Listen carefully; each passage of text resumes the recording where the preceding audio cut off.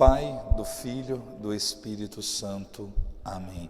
Vinde, Espírito Santo, enchei os corações dos vossos fiéis e acendei neles o fogo do vosso amor.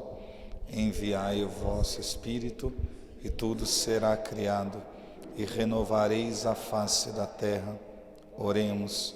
Ó Deus, que instruíste os corações dos vossos fiéis com a luz do Espírito Santo, fazei que apreciemos retamente todas as coisas, segundo o mesmo Espírito, e gozemos sempre de sua consolação. Por Cristo Senhor nosso. Amém. Estamos reunidos em nome do Pai, do Filho e do Espírito Santo. Sentar um instantinho.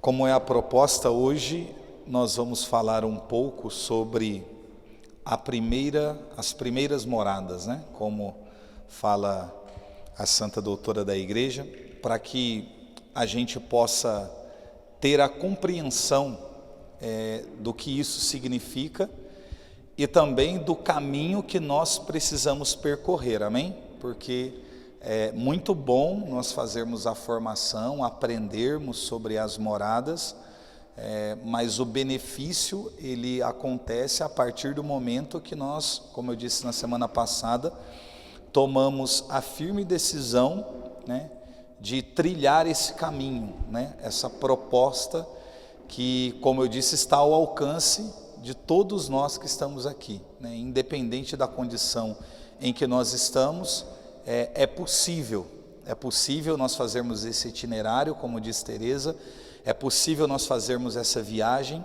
é possível nós darmos os passos para que a gente possa conhecer, se aproximar ainda mais do nosso Deus.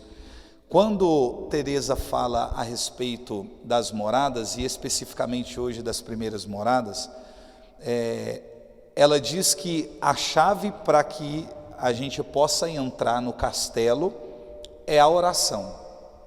Não existe outro meio, né? Não existe outra forma. Por isso que eu frisei bastante na outra semana, falando a respeito da vida de oração, dessa busca que nós precisamos ter, porque ela é a chave para que a gente comece, né, a visitar aí as primeiras moradas e a gente possa progredir, né, nesse caminho de perfeição, nesse chamado que Deus tem nos proporcionado nesse tempo. Então, a chave do castelo, nós sabemos, não tem outra, é a nossa vida de oração, a contemplação, a meditação. Agora, quando Teresa fala, né, recapitulando sobre o castelo interior, fala a respeito da condição da nossa alma. Então, nada mais é do que você mergulhar dentro de si mesmo, né? É uma visita que você faz no seu interior. Só que muito mais do que pelo fato de você se conhecer. Existe algo que é muito mais importante até do que isso, que na verdade isso acontece mediante uma outra condição, é você se aproximar de Deus. Porque se ela fala que as moradas, a nossa alma, ela é como um diamante, e o rei, o Senhor, ele está lá no centro, né? Como ela diz, nem em cima, nem do lado, está no centro, no meio, e as moradas são esses lugares a serem visitados em torno, né, dos aposentos reais, do aposento real, né, aonde estão esses lugares a serem visitados. À medida que você vai avançando, que você passa das primeiras moradas para as segundas, terceiras e assim consecutivamente, toda essa escuridão ela vai sendo dissipada e essa luz você vai enxergando, né, com mais nitidez. Essa luz ela te alcança de maneira ainda mais intensa, então você passa a ver nitidamente. Então há uma aproximação, né, nessa trajetória que você faz, uma aproximação do seu Senhor. Então, à medida que a gente avança, né, aquilo que é obscuro, aquilo que está embaçado, né, vai dando lugar a essa luz. A luz que emana do aposento real, ela irradia por todo esse cristal, mas a nossa condição, não a condição da luz em si, ou a condição do cristal em si, mas a nossa condição. Qual é a nossa condição muitas vezes? Na nossa situação de falha, de erro, de pecado, a maneira com que nós nos aproximamos desse castelo e que nós estamos, quando adentramos a primeira morada, é aquilo que faz com que muitas vezes nós não entendamos a grandeza do que tudo isso significa, do que tudo isso representa. Portanto, exige muito de nós. Exige muito de nós. Não é algo, repito, que podemos fazer coletivamente, né? A formação, tudo bem, aqui a gente junta, é formado, a gente estuda, se empenha, mas não é algo que a gente vai fazer de maneira coletiva.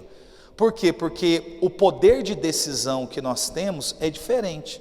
A determinação no meio de todos nós que estamos aqui é diferente. O sim que nós damos, a palavra que nós empregamos é diferente, né? Por mais que todos digam aqui, não, sim, eu quero, eu vou me esforçar, eu vou fazer, esse é o desejo da minha alma, esse é o meu anseio, por mais que seja unânime esse discurso no nosso meio, nós sabemos que na hora de colocar em prática, nem todo mundo vai manter a decisão ou manter a palavra liberada. Eu queria chegar justamente aqui, para que a gente adentre nas primeiras moradas. Por quê? Porque quando nós ouvimos uma proposta, e a proposta que nos é apresentada, ela nos toca, ela mexe conosco, ela provoca em nós sentimentos bons, mexe com a nossa fé, é algo que nos motiva, que nos impulsiona. Nesse exato momento, nós sempre temos a tendência de dar o nosso sim a Deus. E quando damos o nosso sim, quando dizemos eis-me aqui, quando nos apresentamos e às vezes até em um discurso dizemos, olha Senhor, se necessário for, eu entrego a minha vida por aquilo que você está vivendo naquele momento. Quando a gente toma essa posição, libera essa palavra, manifesta esse desejo, não é que no ato, naquele momento em que você manifestou o desejo que você sentiu, por toda aquela atmosfera que você foi envolvido, não é porque foi algo que você fez de maneira impulsiva. Sabemos que existem pessoas impulsivas, mas mesmo para essas pessoas, é sim um anseio, um desejo e uma vontade que muitas vezes nós apresentamos mediante aquilo que nos é, a proposta que nos é feita.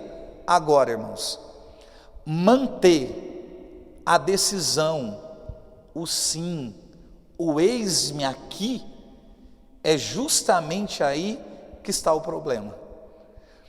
Porque nem todo mundo tem condição, nem todo mundo consegue, nem todo mundo trava a batalha a ponto de manter aquela decisão, aquele sim, aquela proposta, aquela atitude. À medida que o tempo passa, vai acontecendo em nós um esfriamento, um desânimo, é um olhar, e muitas vezes aquele olhar em que a gente só encontra na gente incapacidades, imperfeições, situações adversas, e aí a gente chega a acreditar que não dá. Ah não, mas eu disse, foi no momento, foi no impulso, foi naquela hora, foi naquele dia, ou foi no retiro, ou foi depois da formação, era tudo muito recente, estava tudo muito vivo, mas eu não consegui manter. O nosso grande problema, irmãos, não está em nós nos apresentarmos, em darmos o sim. O problema é manter o sim. O problema é manter o chamado, o problema é manter a vocação, o problema é ser perseverante, insistente, persistente, de travar realmente uma batalha. Então, logo nós temos que entender, antes de entrar nas primeiras moradas, que quando nos falta essa determinação, esse poder de decisão, quando nos falta essa perseverança, nós vamos ter muita dificuldade de vivenciar tudo aquilo que nós vamos encontrar em cada um desses lugares que nos vai ser apresentados, que não é um ou meia dúzia, né? Por isso que fala primeiras moradas, porque embora você esteja no primeiro passo, né, no primeiro nível, da maneira que você achar melhor, existem muitos lugares, milhares a serem visitados, e em cada um desses lugares que você vai passando, você vai colhendo um ensinamento, você vai aprendendo, você vai crescendo, você vai amadurecendo. Então é uma disposição que precisamos ter, em que nós temos que ter a coragem de nos permitirmos, você se permitir vivenciar tudo aquilo que te é proposto, por mais que não seja inicialmente nítido, por mais que inicialmente algumas coisas fujam da nossa compreensão, porque isso é natural, fujam da nossa compreensão, por mais que em alguns momentos você não vai ter aquela motivação, aquele ânimo, aquela vontade, mas porque você deu o seu sim, porque você decidiu, você vai ter que se esforçar e permanecer para que você possa continuar progredindo e evoluindo, porque um dos erros que na atualidade se comete muito é nós pensarmos na fé, no progresso espiritual, sempre no campo do sentimento. Se eu tenho vontade eu vou, se eu estou animado eu vou, se tudo cooperou bem, se tudo deu certo eu vou, se tudo está funcionando, eis-me aqui, eu me prontifico, né? Por quê? Porque eu estou animado, porque está tudo dando certo, porque eu estou empolgado. Existem pessoas que infelizmente elas vivem à base de injeção de ânimo. Você tem que ir lá, sentar com a pessoa, ter uma conversa com ela, aí você tem uma conversa, ela sai extremamente motivada da conversa que teve. Você mostrou um caminho, apontou uma direção, fez uma correção, auxiliou em um problema, rezou junto com a pessoa. Então a partir daquele momento a pessoa está extremamente motivado ou motivada, ela vai, aí passa um mês ou 2 ou 15 dias, para outros até uma semana, ela volta para aquele estado que ela estava antes da primeira conversa, e aí você tem que sentar de novo com ela, e aí você vai lá. Existem pessoas que são viciadas em injeção, como quem é viciado em medicamento. Ela é viciada naquela injeção de ânimo, ela está todo o tempo pedindo para que as pessoas deem sempre um empurrão, um ânimo. Tem gente que só vai assim, empurrado, sendo motivado por alguém. Gente, esse tipo de comportamento dentro da igreja nunca vai nos levar a progresso nenhum, muito pelo contrário. Normalmente essas pessoas, vai chegar um tempo aonde as pessoas que a motivava vai acabar se afastando, porque vai entender que a pessoa não quer absolutamente nada, e a pessoa que agora não tem ninguém próximo para poder motivá-la, ela vai ficar ferida, magoada, frustrada, porque todo mundo se distanciou, né? Então existem muitas coisas em nós que nós precisamos mexer. Agora, quando que nós começamos a observar as nossas atitudes, os nossos comportamentos, as nossas ações, as nossas manias, as nossas paixões, as nossas inquietações, os nossos pecados, porque muitas vezes nós estamos em um estado de pecado tão deplorável que nós perdemos o temor a Deus no nosso coração e nós passamos a ter aquilo que é errado como que por certo. Ou seja, aquilo que de repente a primeira vez que você cometeu e que de repente aquilo te feriu, era algo que doeu a sua alma, de repente veio uma segunda, uma terceira, uma quarta, uma quinta, uma sexta, e lá na frente aquilo que te oprimia, te sufocava, te preocupava, aquilo que fazia doer, você já consegue cometer o mesmo pecado, só que agora você tem tranquilidade. Existem pessoas que conseguem ter a consciência tranquila, entre aspas na palavra tranquila, né? Mas consegue, como se aquilo fosse comum, porque perde o temor a Deus dentro do coração. Agora, quando é que nós percebemos quando é quem realmente somos? Porque muito se faz essa pergunta, principalmente quando se faz formação sobre crescimento espiritual, né? Sobre maturidade espiritual, sobre formação humana. Quem somos? Né? Quem você é? Você se conhece? São sempre perguntas que dão um nó na cabeça da gente. Sempre dá um nó. Só que Teresa explica isso muito bem. Por que nós temos muita dificuldade? Por que temos muita dificuldade em sabermos quem realmente somos? Por que temos muita dificuldade em reconhecer o estado que nós estamos? Porque tem gente que está mal e diz estar bem. Por que temos dificuldade em relação a isso? É justamente porque muitas vezes nós, no desejo às vezes do crescimento, da evolução, da maturidade, ao invés de nós nos aproximarmos de Deus, para que a luz de Deus nos ilumine e a gente veja com clareza quem somos e como estamos, na verdade nós fazemos um mergulho que ele é muito complicado e muito perigoso. É quando, querendo descobrir as nossas misérias, as nossas faltas, as nossas falhas, as nossas manias, as nossas paixões, nós nos aproximamos mais de nós mesmos do que do próprio Deus. É aí que é perigoso. É quando o homem decide ser Deus sobre a sua própria vida. É quando a gente acredita ter a resposta, a saída para tudo aquilo que fazemos e que vivemos. É quando entendemos que temos o governo e o domínio das coisas na palma das nossas mãos. É quando nós olhamos para um problema e pensamos, não, eu paro quando eu quero, eu saio quando eu quero, eu resolvo quando eu quiser.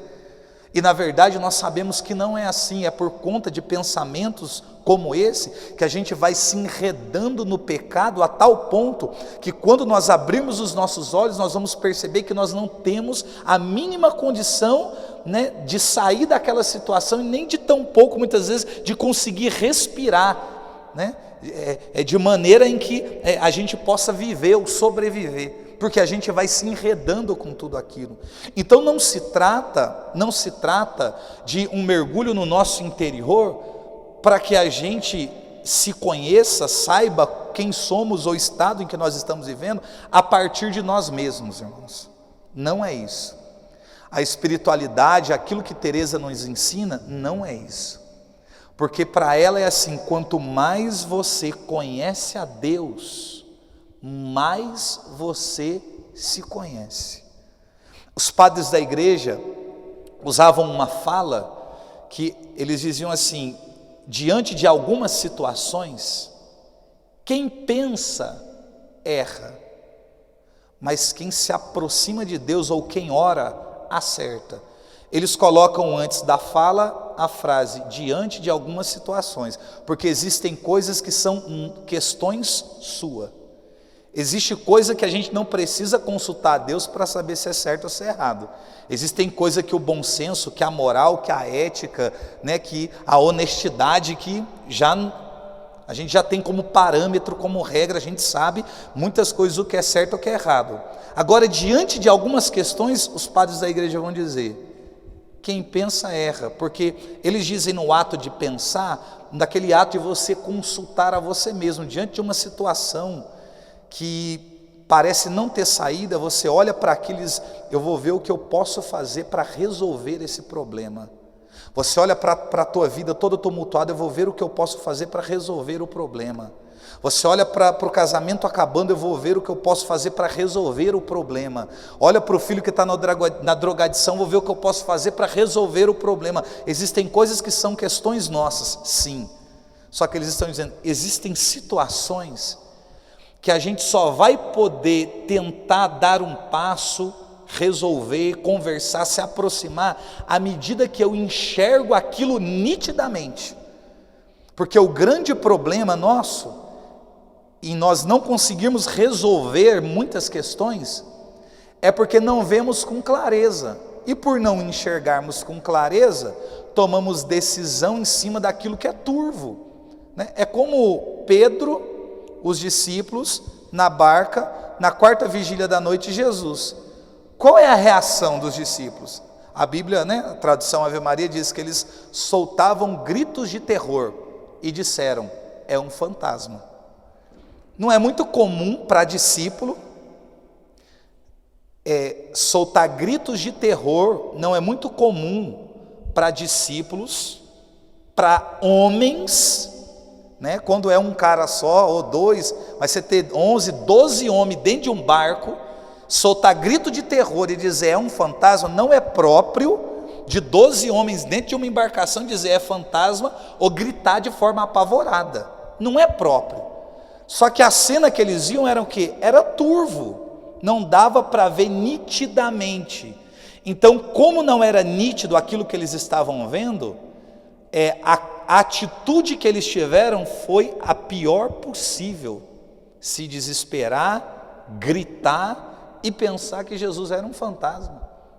E eram homens que caminhavam com o mestre, a ponto de Jesus dizer: tranquilizai-vos, sou eu.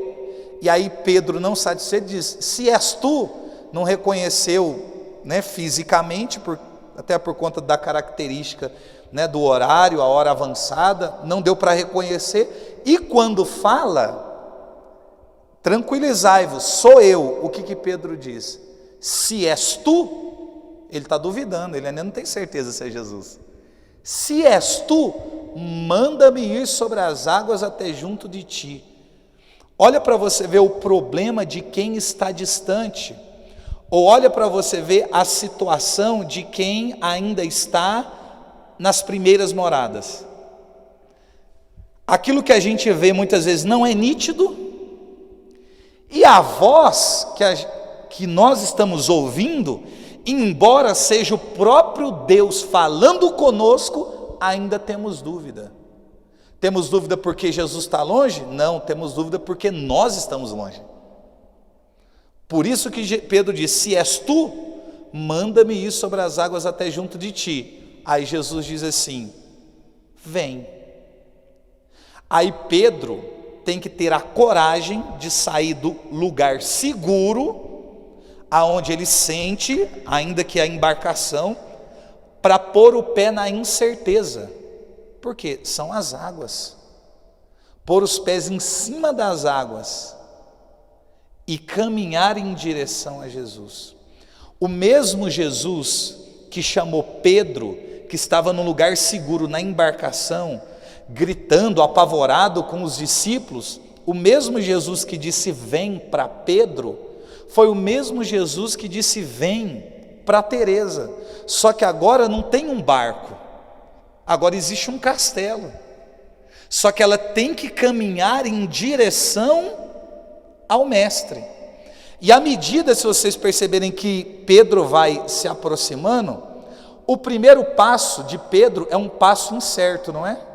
O primeiro passo de Pedro é um passo duvidoso. O primeiro passo de Pedro é um passo na insegurança, porque ele ouviu a voz do mestre dizendo vem, mas ele disse: se és tu, há dúvida, ele não vê com clareza. A voz, a distância que Jesus está, não chega de uma maneira em que ele consiga identificar o timbre da voz do Senhor para dizer não, eu não vejo bem, mas a voz é do mestre. Ele também não consegue fazer essa identificação. Mas quando Jesus diz vem, Pedro tem a coragem. Irmãos, sabe o que eu penso?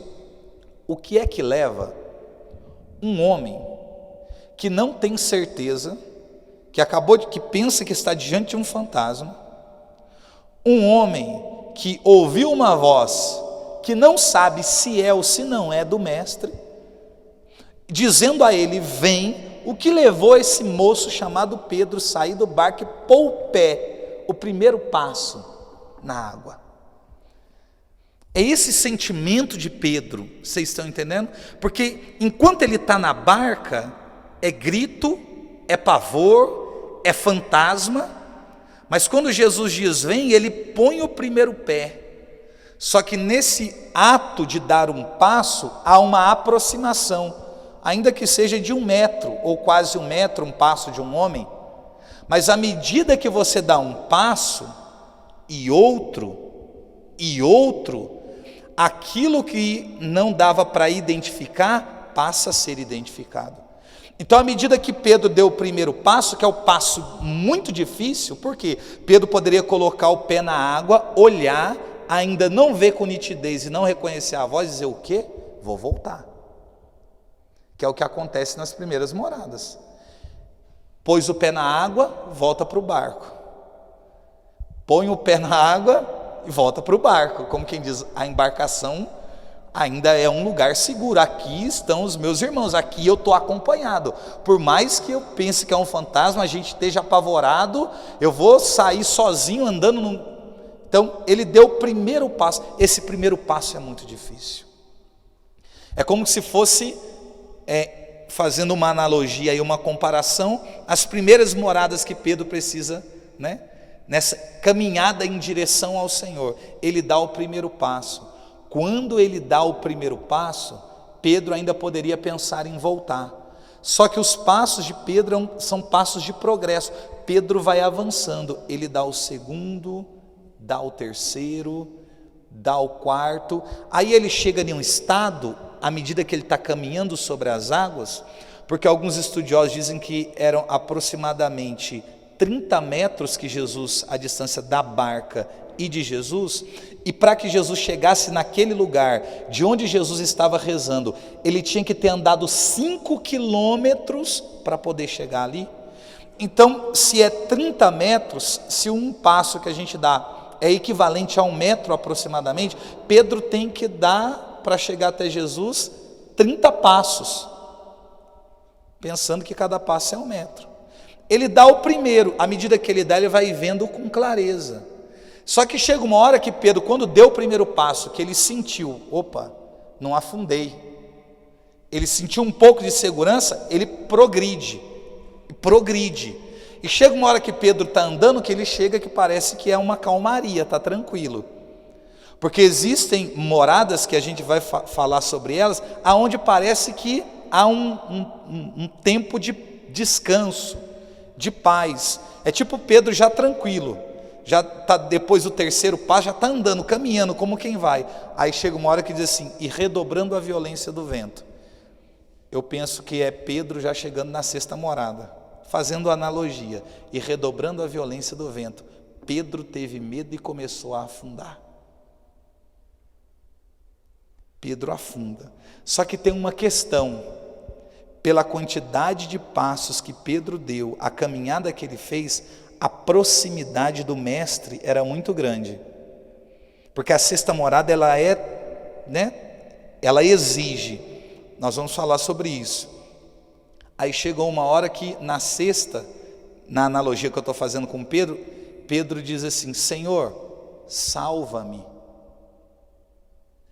como quem diz assim, eu só tenho a ti agora, eu não tenho como voltar, os discípulos estão na barca, eu estou longe deles, eu me distanciei da barca, me distanciei de onde eu estava, e agora eu estou próximo de ti, pode estar tudo muito complicado aqui, mas eu estou próximo de ti.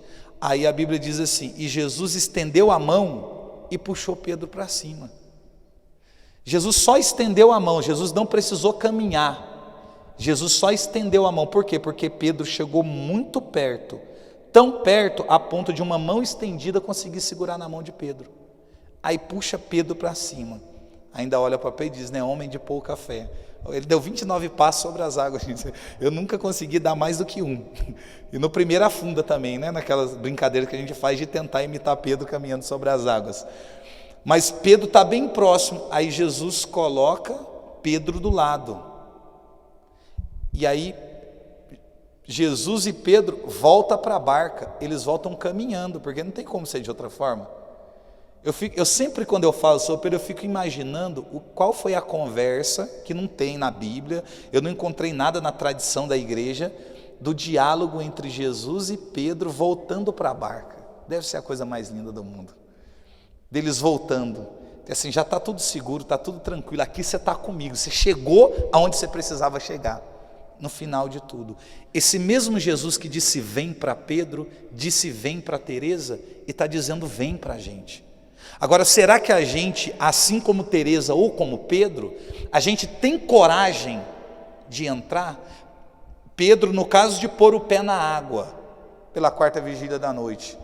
Teresa, de pegar a chave e abrir a porta do castelo. As primeiras moradas é quando a gente abandona os pecados, confessa os pecados mortais. É aquilo que ofende a Deus, aquilo que condena a nossa alma. É aquele momento em que a gente olha para a vida, o estado que a gente está vivendo, e há no nosso coração um desejo de romper com aquilo, um desejo de romper com aquilo.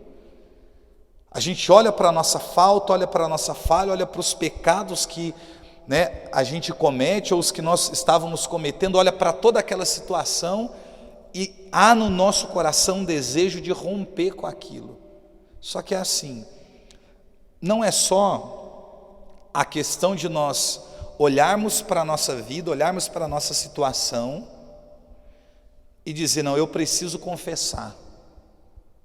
Aí a gente vai, procura o sacerdote e confessa. Chega lá, confessa os pecados, recebe a absolvição, o perdão dos pecados.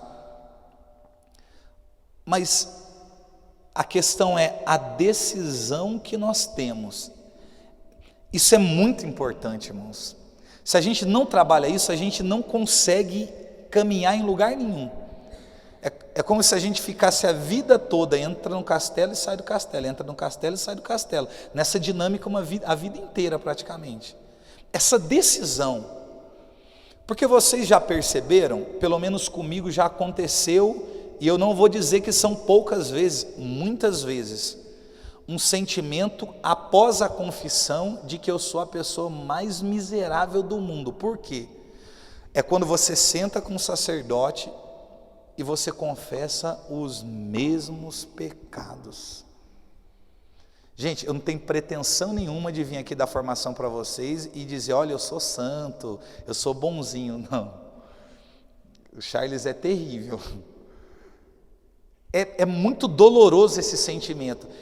E você quer ver uma miséria ainda pior, que eu já tive e eu já fiz isso? É quando eu procuro lá o Padre Sebastião, um exemplo, Procuro o Padre Sebastião e confesso. Nos 10 pecados que eu confessei, tem 5. Aí daqui um mês, mediante a necessidade, eu voltei, tem mais 12 ou 30, mas aqueles 5 está ali. Aí de repente passou o ano inteiro, 1 ano e meio, aqueles 5 me acompanhou o ano inteiro. Aí porque eu não consegui vencê-los, eu mudo de padre. Eu falo, não, eu vou mudar o padre. Porque dá até a sensação que o sentimento de gente, que o próprio sacerdote, é um sentimento humano, da gente. Que muitas pessoas já partilharam comigo a mesma coisa, o sentimento de assim, nossa, o padre não aguenta mais me ouvir confessar a mesma coisa toda vez. Aí às vezes a gente prefere mudar de padre do que enfrentar de verdade os nossos limites. Irmão, isso na gente é terrível, isso é muito complicado. Porque a questão não é mudar de um sacerdote para o outro, não, a questão não é essa, nós sabemos, a graça do sacramento, que não tem como falarmos de moradas sem os sacramentos são a artéria da igreja, não tem como. Agora, eu confesso, agora estou em estado de graça, mas não há uma decisão em romper, em abandonar, em quebrar, a gente vai ficar a vida inteira entrando e saindo, a vida inteira. Porque às vezes nós temos o desejo de ir sim confessar os nossos pecados, só que nos falta o desejo de lutar verdadeiramente contra eles, que é uma coisa que não depende do sacerdote. A função do sacerdote em relação a isso é outra. A condição da decisão, ela é nossa, não tem como ser diferente, é uma condição nossa. Se nós soubéssemos as dores que nós causamos no nosso Senhor com os nossos pecados, as nossas faltas, a nossa negligência, o pecado mortal que nós cometemos, se você entendesse a sujeira, né, que isso provoca, irmãos, nós pensaríamos, nós lutaríamos para a gente viver de maneira diferente que a gente vive. Eu conversava até com o Edmar numa partilha antes de vir para cá, e disse para ele, a pouca disposição pelo caminho de perfeição, pela santidade que é manifestada na atualidade. É muito pouco a disposição, e entre aqueles que dizem, são poucos os que dizem, os que falam, os que anseiam, que desejam santidade. Entre esses que manifestam verbalmente esse desejo, os que realmente fazem alguma coisa para isso, o número é ainda menor. Aí eu conversava com ele, a gente olha para a vida dos primeiros, os padres nos primeiros séculos, muita coisa eles não tinham que por alcance, muita coisa não tinha evoluído como nós temos na atualidade. Por exemplo, a gente olha para a medicina, olha para a psicologia, olha para tanta condição, tecnologia, muita coisa, informação, formação, existe muita coisa favorável que trata o ser humano, que trata a mente humana, que trata, né, o nosso comportamento. Existe caminhos que a gente pode percorrer, profissionais que a gente pode procurar, só que naquele tempo isso não era claro como nos dias de hoje. Então qual era a forma que muitas vezes eles encontravam para combater as paixões? Disciplina. Flagelo, penitência, joelho, não come, não dorme, silício, por aí ia, porque não tinha essa dimensão. Aí eu até comentei com ele, eu falei, se esses primeiros, né, citando-os, vivessem nos nossos dias, com certeza eles procurariam todos os meios disponíveis que nós temos para ser santo. E às vezes nós temos e não valorizamos, não procuramos, dizemos não precisar. E é por isso que muitas vezes a gente não consegue progredir, a gente não consegue crescer, a gente não consegue evoluir, a gente não amadurece, a gente fica eternamente nessa brincadeira de entra na primeira e sai, entra e sai, entra e sai. Como quem confessa, entra, daqui a pouco a gente peca, sai, se arrepende, chora, confessa, entra, vai, cai de novo e sai. E fica sempre nessa dinâmica, nessa brincadeira que não leva a lugar nenhum. Chega um momento que a gente precisa olhar para toda essa situação, e é uma questão de decisão. Aqui, no início, nas primeiras moradas, exige muito uma postura nossa. Claro, nós contamos com a graça de Deus sempre, não tem como ser de outro jeito. Só que tem que existir um desejo, uma decisão, uma determinação nossa, que tem que ser muito forte, porque senão vira apenas poesia, fica ilusão, vira uma ilusão para a gente. Como que nós vamos trilhar um caminho de perfeição, sendo que à medida que nós vemos os obstáculos e as exigências que estão sendo apresentadas, ao invés da gente enfrentar, a gente recua? Porque é sempre assim, à medida que você entra no castelo, à medida que você confessou os seus pecados, à medida que você abandonou os pecados mortais, à medida que você está nesse caminho, nesse início de caminho de perfeição, você vai se aproximando da luz. À medida que você se aproxima de Deus, você se enxerga, você se vê.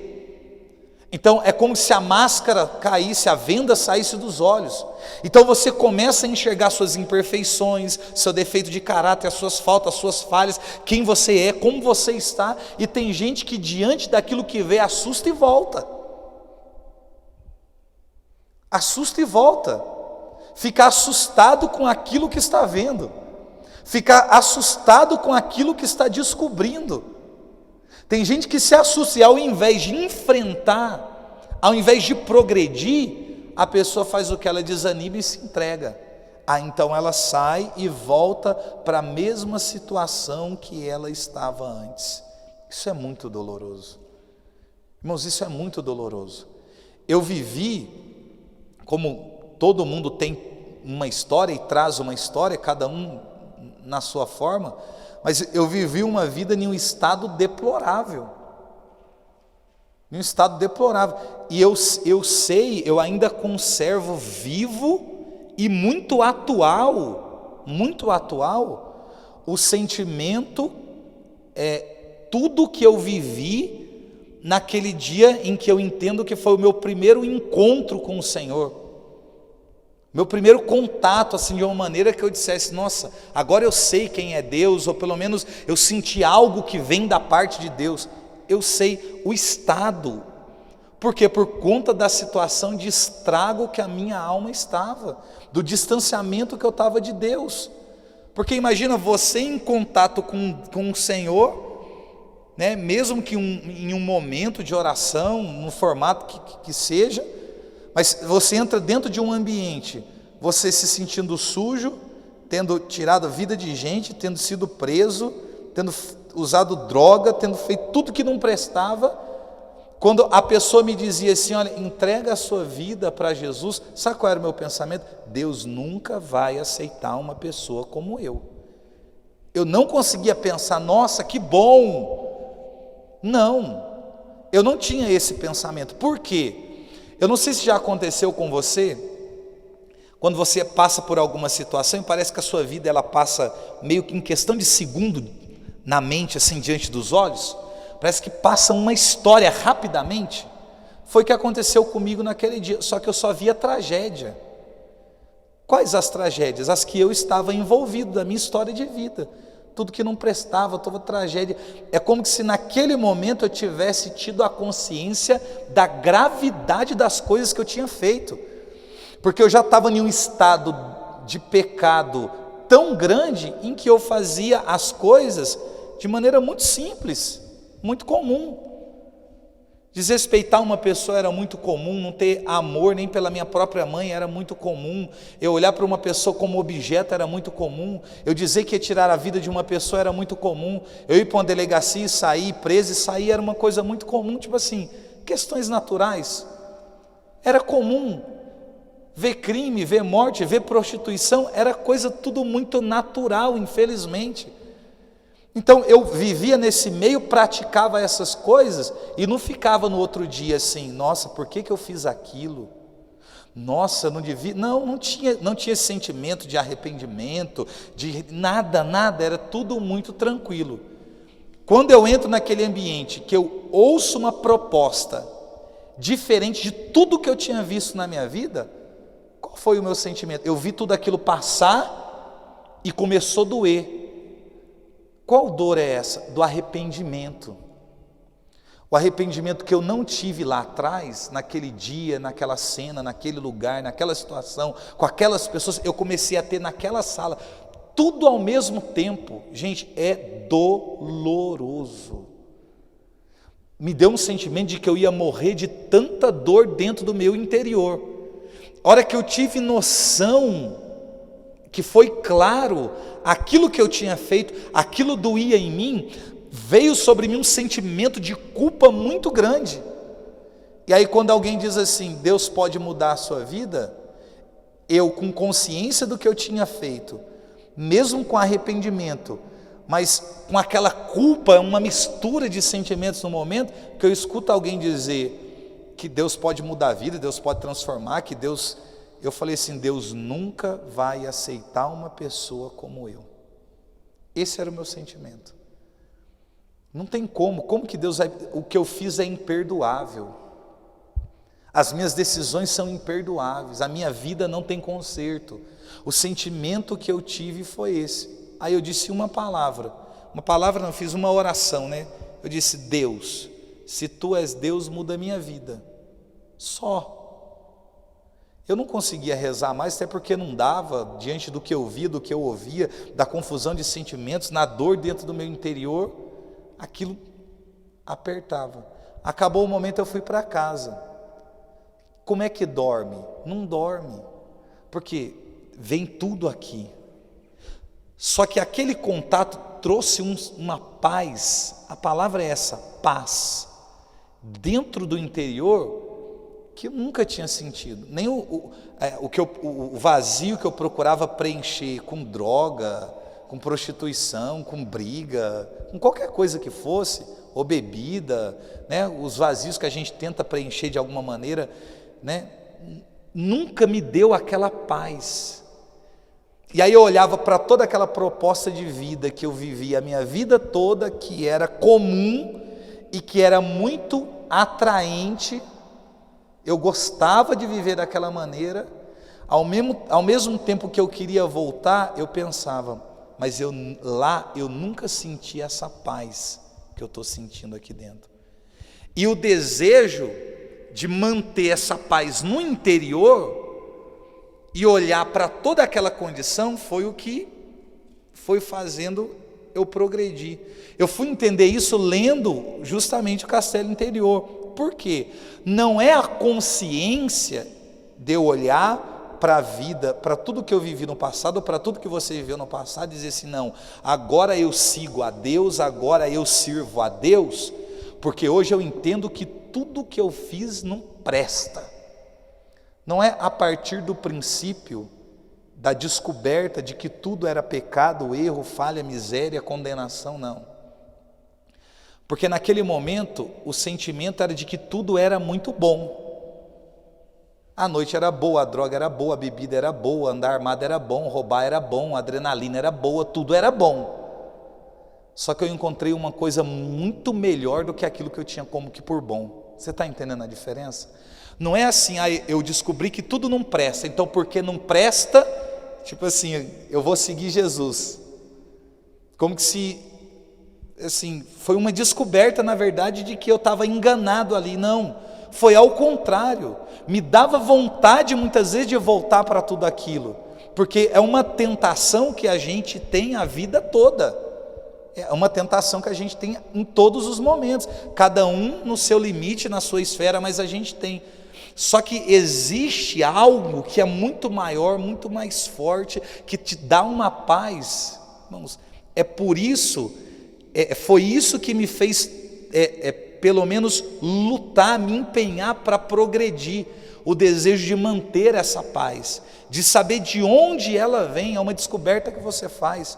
Bom, hoje eu tenho um sentimento, eu tenho uma paz no meu coração, nossa, minha mente está tranquila, eu estou com o coração em paz. Chega uma hora que não é suficiente, você quer descobrir de onde vem essa paz, de onde emana essa paz, de onde vem esse brilho, essa luz, que me fez ver quem eu realmente sou, que tirou a venda dos meus olhos, as minhas máscaras, que me desarmou. De onde vem? E à medida que você vai dando passos e se aproximando, irmãos, aquilo vai te dominando, vai te envolvendo. Então, mais próximo do Senhor, você vai chegando, e mais o pecado, a concupiscência, as tentações, vai ficando distante. Por quê? Porque você está se aproximando do Senhor. Você está se aproximando do Mestre. Mas para que essa aproximação ela aconteça, precisa existir essa firme decisão nossa. Porque senão... Aí a pergunta é: será que realmente sentimos essa paz no nosso interior? Será que realmente nós sentimos? Porque entre aquilo que nós sentimos e aquilo que vivíamos, há uma diferença absurda. Que por mais que aquilo que ficou para trás te arraste, por mais que o mundo seja sedutor, por mais que as coisas elas nos envolvam, irmãos, aquela paz no nosso interior é muito diferente de tudo que nós experimentávamos. Porque essa tendência de voltar, essa tendência de olhar para trás, né? Como quem diz, aquele que coloca a mão no arado e olha para trás não é digno de mim, ou não está apto para o reino dos céus, né? Como quem diz, estou olhando para trás porque entendo que deixei alguma coisa importante. Quando você entra pela porta e você está nas primeiras moradas, deixa a porta, não põe a mão, não precisa olhar para trás. Não precisa, né, como Pedro, não há necessidade de olhar para a embarcação, para os discípulos, não, olha para a meta, olha para onde emana a luz e caminha em direção. se dispõe a viver tudo que a gente precisa viver. Então é você deixar para trás. Vai te dar desejo de olhar? Vai. Vai dar muitas vezes saudade de coisas que você vivia? Vai. Existe em nós a inclinação, a concupiscência, não tem jeito, nós temos que conviver com isso. É por isso que a batalha é árdua, porque independente de onde você esteja, ela está ali te acompanhando o tempo inteiro, mas a gente precisa dominar, precisa colocar sobre o governo de Deus, precisa tomar firmes decisões. Então é esse desejo de nós deixarmos a porta, olharmos para o foco, para o nosso Senhor, procurarmos a meta, o alvo a ser atingido, o aposento real e caminhar em direção ao Senhor. Mas esse primeiro passo é muito doloroso. É muito doloroso porque é um parto. É um parto. Esse primeiro passo ele é gerado na dor, e muita dor.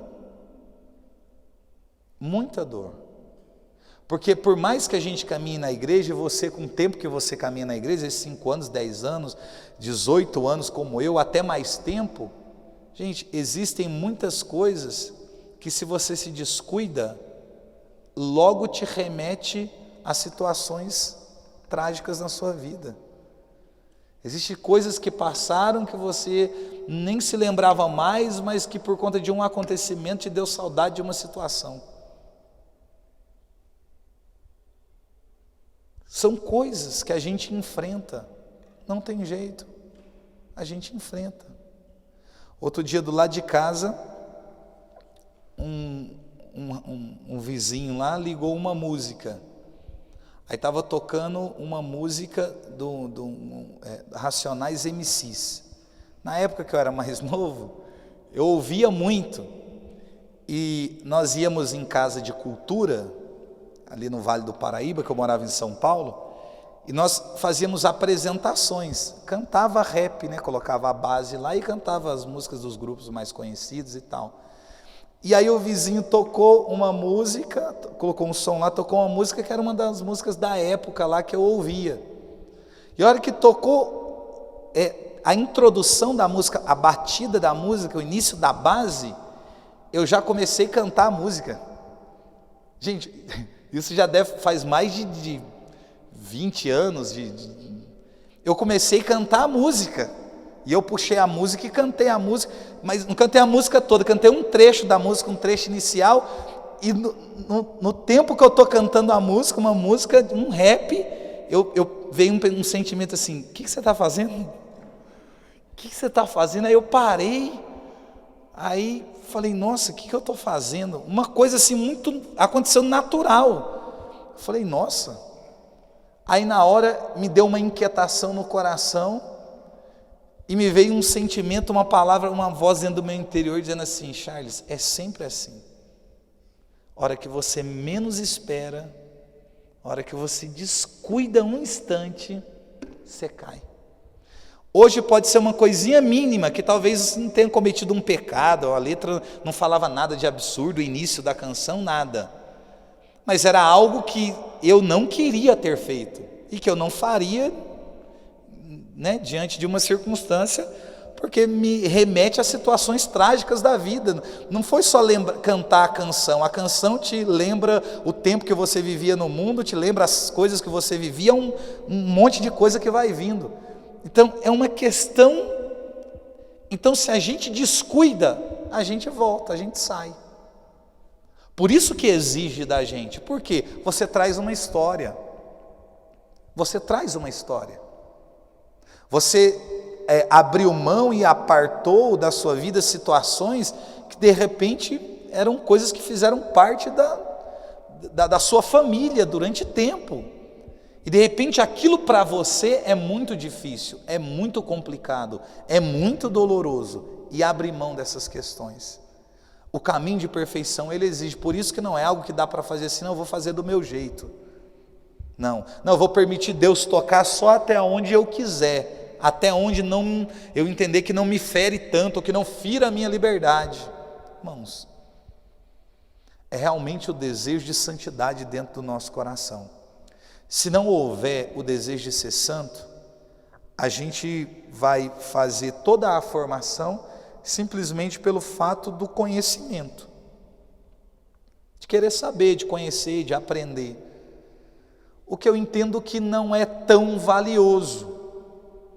Eu entendo que o valor maior está quando nós nos propomos a fazer o que estamos fazendo, mas que existe no nosso coração um desejo de santidade. Por mais que a gente seja fraco, miserável, pecador, o desejo de santidade está dentro do nosso coração. Está dentro do nosso coração.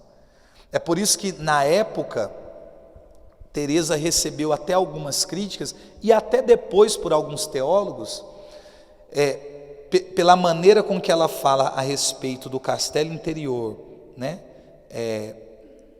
O nosso corpo como a muralha do castelo, a nossa alma como esse diamante, e lá no aposento real, lá dentro, como que no centro da alma, está a figura do próprio Deus, como um Deus que mora na nossa alma. À medida que Teresa vai falando, ela chegou a receber críticas de teólogos, por conta da maneira com que ela se expressava, né? Justamente porque é perigoso, a gente vai entender isso mais claro nas sextas e nas sétimas moradas, né? Quando tratarmos de coisas mais místicas e tal. Mas porque quando a gente peca, quem peca não é a nossa carne, né? Antigamente, muitos, né, que tentaram trilhar o caminho de perfeição, acreditavam o quê? Que o corpo é a prisão da alma. Era a mentalidade de alguns filósofos até. O corpo é a prisão da alma. Então a alma é boa e o corpo é má. Então quem peca não é a alma, quem peca é o corpo. Enquanto o corpo peca, a alma sofre. Então isso não é doutrina, não serve como base para a nossa doutrina, tá? Mas houve durante um tempo esse tipo de pensamento. Então o que muitos chegaram a acreditar? Então se a alma ela é lesada quando o corpo peca, né, fazendo aí uma dicotomia, uma separação, castiga o corpo. Que para muitos a dinâmica era essa: quanto mais você castiga o corpo, mais você santifica a alma, porque o corpo é o que está fazendo mal para a sua alma. Então castiga o corpo é inimigo. O corpo é inimigo. É até curioso, a título de informação, por exemplo, quando Francisco de Assis morreu, alguns que escreveram sobre a vida de Francisco diz que quando Francisco morreu ali ao lado da Porciúncula, daquela igrejinha que o Senhor pediu para ele construir, né, o Senhor disse: reconstrói a minha igreja, né? Na visão que ele teve do Senhor falando com ele lá diante da cruz de São Damião, e ele pensou que era para construir uma igreja mesmo, e construiu lá, né, a Porciúncula, que significa pequena porção. Ele morreu ali do lado da Porciúncula, e antes de dar os últimos suspiros ali, diz que apareceu um anjo para Francisco e disse para Francisco: Francisco, Francisco. E quando chama assim duas vezes é tipo uma atenção, né? Pedro, Pedro, né? Francisco, Francisco.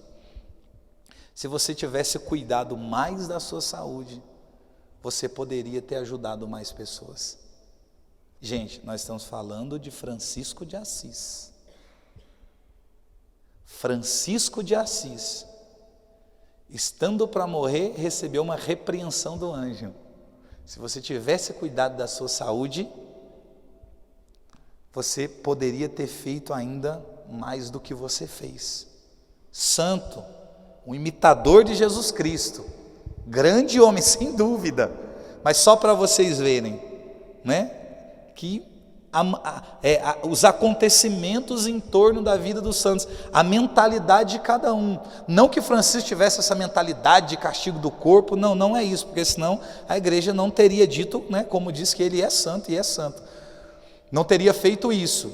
Mas só que Francisco foi um homem muito penitente, muito penitente, muito penitente.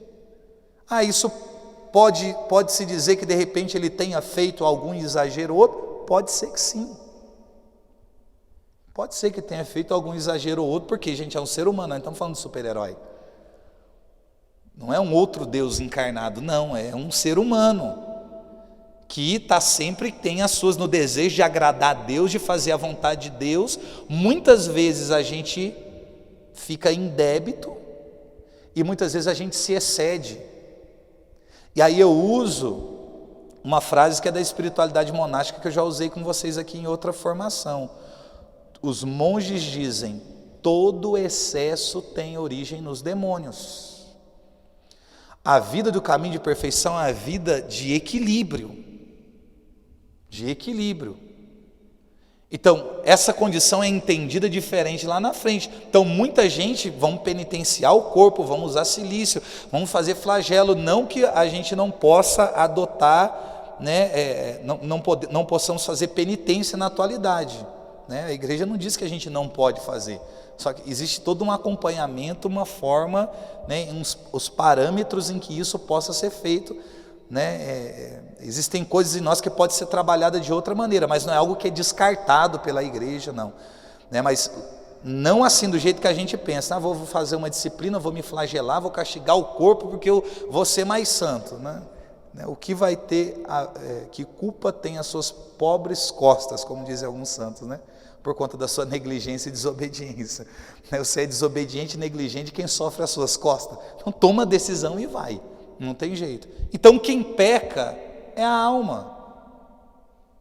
Porque de onde é que vem a vontade, o desejo? Então quem é que se suja, quem é que se enreda? É a alma. O ser humano, ele é um todo. Não tem como fazer essa dicotomia, essa separação, dizer uma coisa é má, outra coisa é boa, não. Foi por isso que muitos tiveram dificuldade de entender o que Teresa está dizendo. Vocês compreendem? Porque se a alma peca, como que Deus habita na alma? Como se Deus habitasse em um ambiente que fosse pecaminoso. Só que a nossa doutrina explica isso muito bem a partir do batismo.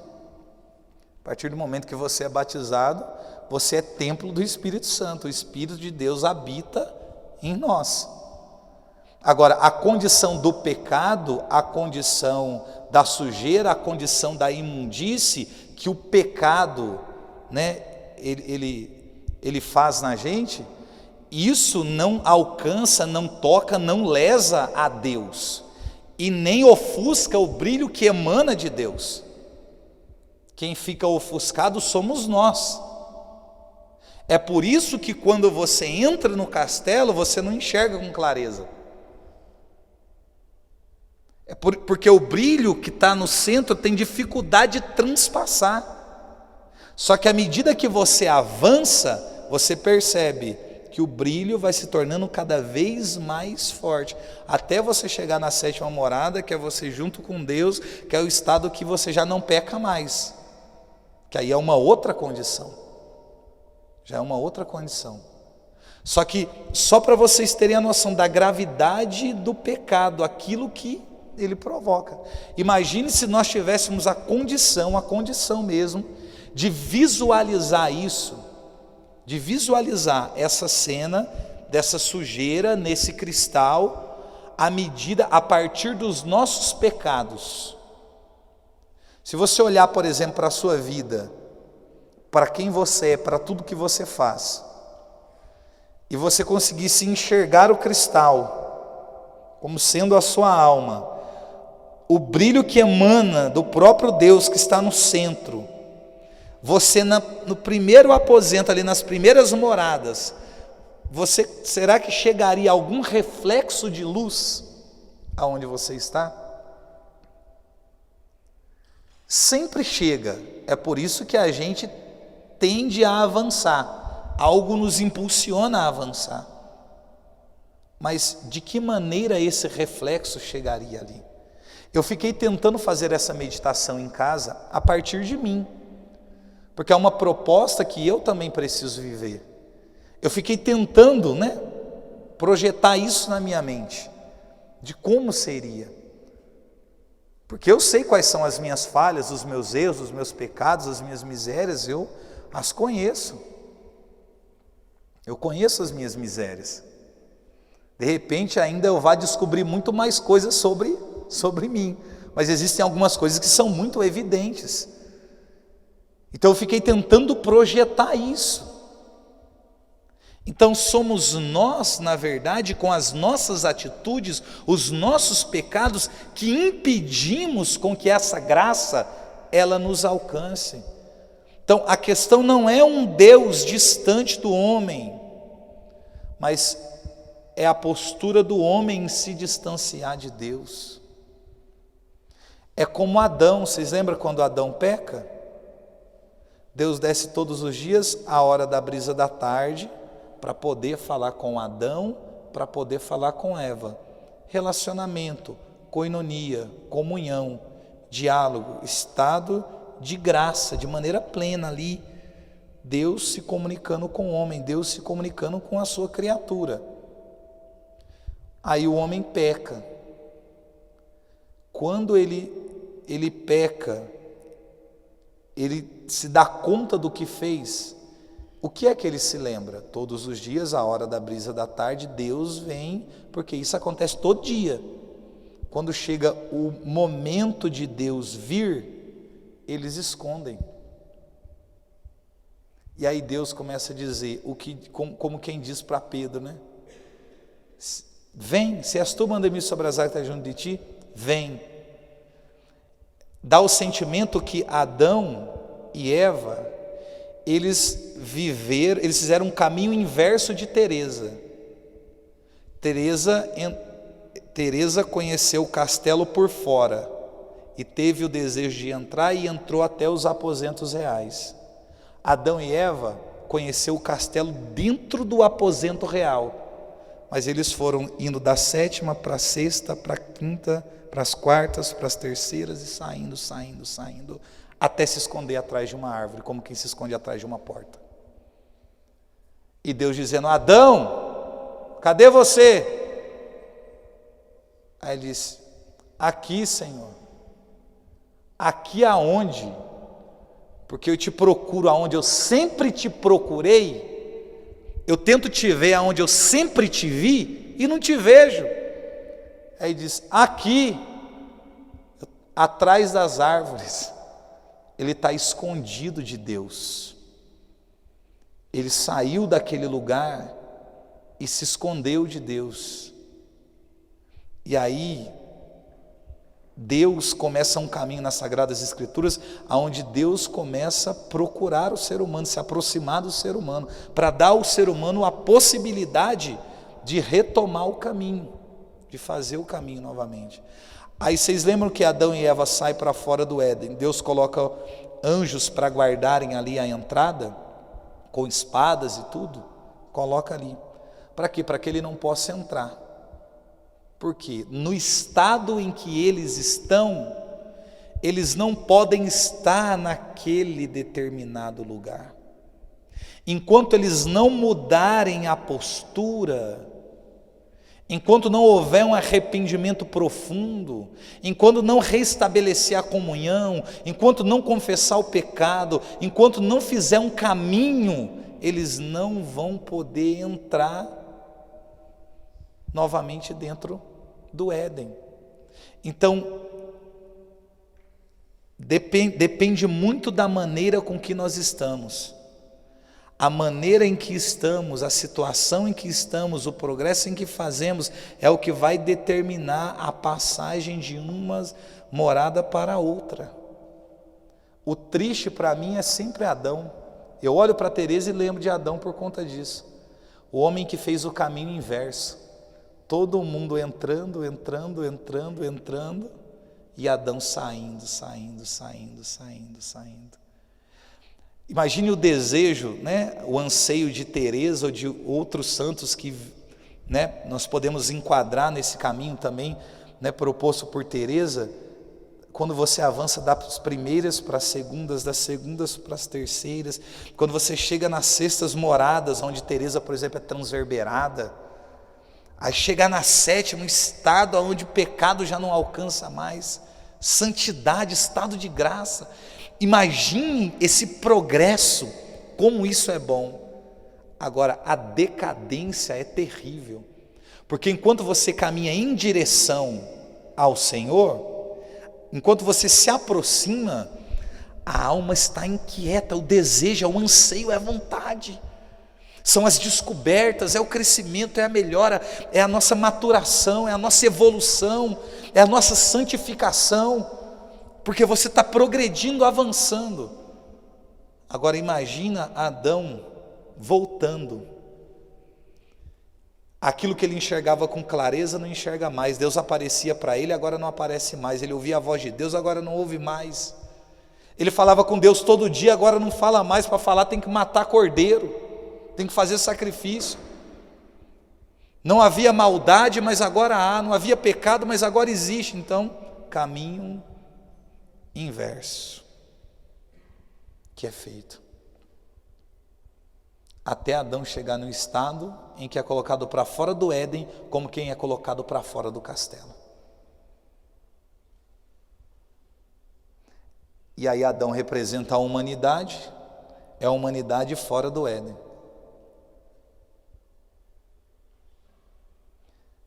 É por isso que quando o Senhor, nos levar, nós seremos como que colocados novamente dentro do Éden. Que lugar é esse? O lugar aonde o homem nunca deveria ter saído. Existe um lugar que é reservado para o homem, para a mulher, que é onde, gente? Junto de Deus. Junto de Deus. Junto do Senhor. Mas são os nossos pecados, as nossas faltas e as nossas misérias que nos colocam distante do Senhor. E à medida que eu vou rompendo com todas essas coisas, eu vou me aproximando de Deus. Que o nosso Senhor trabalhe no nosso coração essa firme decisão de trilharmos o caminho de perfeição, assim como fez Teresa de Ávila. Que a gente, mesmo olhando para a condição de Adão, a condição de Eva, e vendo toda a decadência espiritual, o distanciamento de Deus, que infelizmente eles viveram, que isso, em nome de Jesus, isso fique distante de cada um de nós, mas que haja no nosso coração esse desejo de avançar, esse desejo de progredir, confessar as nossas faltas, os nossos pecados, manter a nossa vida em dia, em estado de graça, lutar para não pecar, travar um combate, ter o desejo de se aproximar de Deus, sem medo de descobrir quem nós realmente somos. Amém?